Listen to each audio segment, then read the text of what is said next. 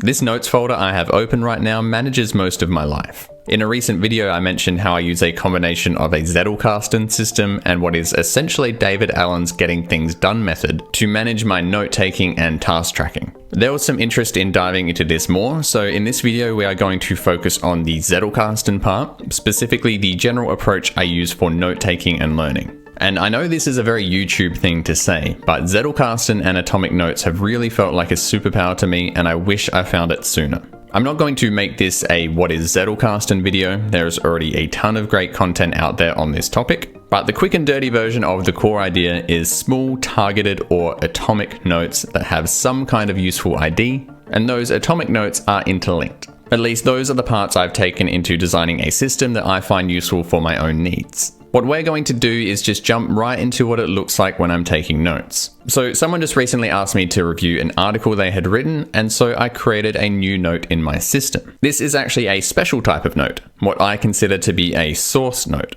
This essentially means this represents some source I intend to learn from, which might be a book, an article, a blog post, a YouTube video, or even a pull request I'm reviewing. This is the first thing that makes this system feel like a superpower to me. It forces me to be very intentional about the content I am consuming. If I am consuming any kind of content I intend to learn from, it becomes a source note.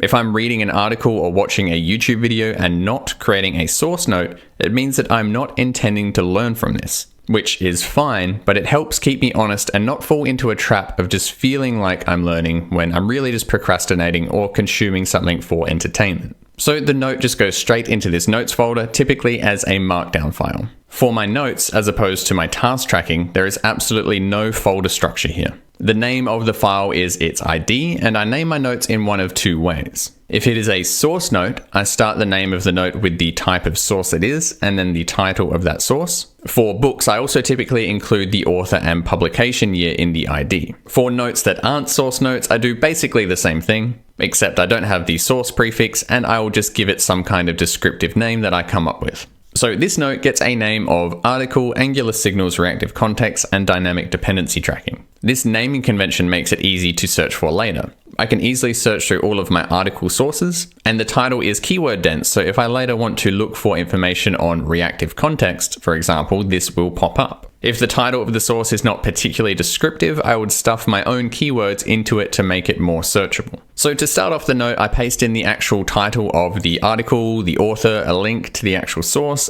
and importantly, I add this weird looking source link. This is actually just a normal link to a note, but it links to this empty note that is just called source. The point of this is that I can check for any note that links to this note and easily find all of my source notes. Now we get into atomic notes. An important point is that this source note just serves as a container for all of the atomic notes I'll create for this source. The source note itself generally should not contain any notes. So I start reading this article, and anytime I come across something I want to remember or research more, I'll create a new atomic note to represent that idea.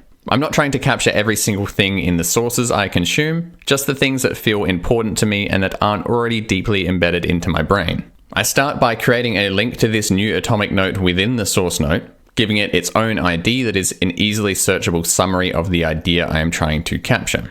I have some software in my editor that allows me to automatically create a note for a link if it doesn't exist yet, which makes this process a bit smoother. Then within this note, I want to capture the idea as succinctly as I can, ideally rephrased into my own words.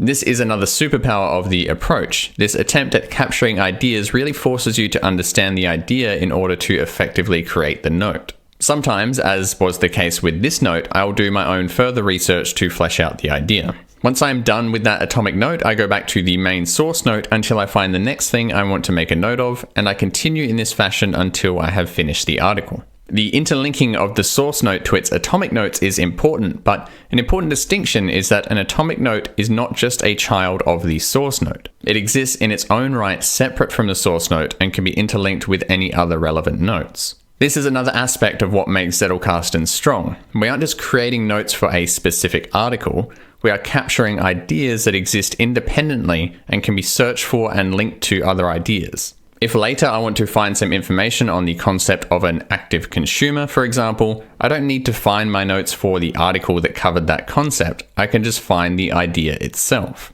Another thing I do is link to this research note. just like I do with the source link. If I can't properly capture some idea, I don't necessarily want to spend too long stuck on it. But if it seems important, I also don't want to just completely forget about it. So either in the main source note itself or in an atomic note, I will add this research link to indicate I intend to research this particular topic more later. Then when I'm feeling academic, I can find all of my outstanding research links. I can find one I find appealing at the time based on its ID, research that topic, and then if I feel satisfied, I can remove the research link from the original note. The process I use for note taking looks more or less the same every time. Here is another source note I created recently. Here's one for a book I'm currently reading. Here's one for a YouTube video.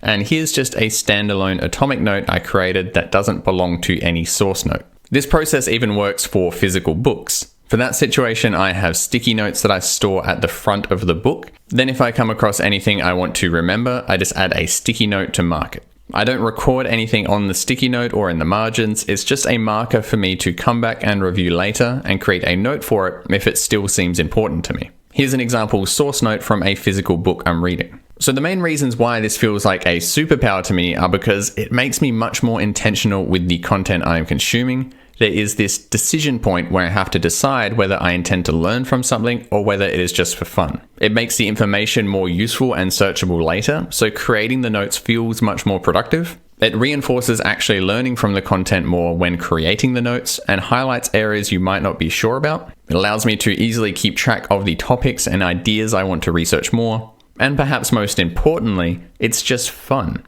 I find once I get into the flow of taking a note, creating atomic notes, linking between them, switching back and forth, I get into a bit of a zen, flow-like state that makes me want to keep doing more.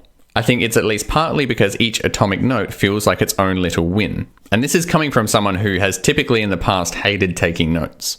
I could nerd out about this stuff more, but that's the gist of it. Feel free to ask any questions you like in the comments, and if you have your own methods for this sort of stuff, I'd love to hear about it too. If you liked the video, please consider a like or subscribe before you go, and I hope to catch you back here again.